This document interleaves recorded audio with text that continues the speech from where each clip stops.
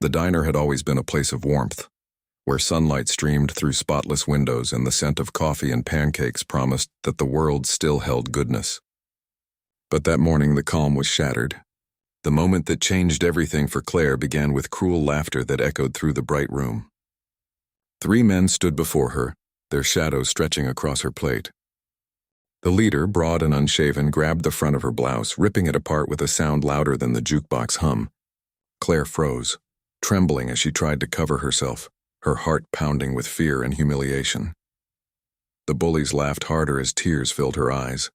One slapped the table, spilling her tea across the floor, while others watched in silence, too afraid to interfere. Claire sat there, clutching her torn shirt, wishing for the moment to end. She wasn't just a frightened girl in a diner. She was the sister of a man once feared and respected. Her brother Mason had always told her to stay strong, but he wasn't supposed to be there. He was miles away, riding with his club, the Hells Angels. Then the diner door opened and the room fell silent. 2 men stepped in, sunlight glinting off their leather vests marked with the Hells Angels' wings. The lead biker's eyes were sharp and calm, the other large and silent beside him. As they walked forward, every sound in the diner faded. Claire didn't look up at first, but when she did, her breath caught. Mason's eyes met hers, filled with disbelief, then fury. The bullies turned. Their laughter stopped the instant they saw the patches. The man who'd ripped her blouse stepped back, fear creeping into his face. Mason's boots echoed on the tile as he approached, his silence heavier than any threat. The bullies stammered excuses, but he didn't answer. He just stood there, his gaze cutting through their guilt. The diner was still, thick with the weight of justice. Mason finally turned to Claire and told her to stand.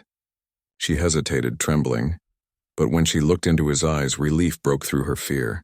She realized strength wasn't just about standing alone. It was also about the people who stood for you. Mason draped his leather jacket over her shoulders, shielding her from the stares and whispers. He didn't need violence. His presence was enough to remind everyone that protection and kindness could exist even in the hardest hearts.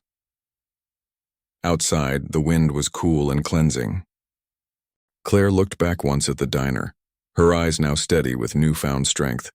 She followed her brother to his motorcycle, feeling safe not because of his reputation but because of his love. Mason handed her his helmet, and as the engine roared to life, the sound carried not anger but triumph. As they rode away down the mountain road, the world seemed to whisper a timeless truth. Strength doesn't come from fear. It comes from caring enough to stand up when no one else will.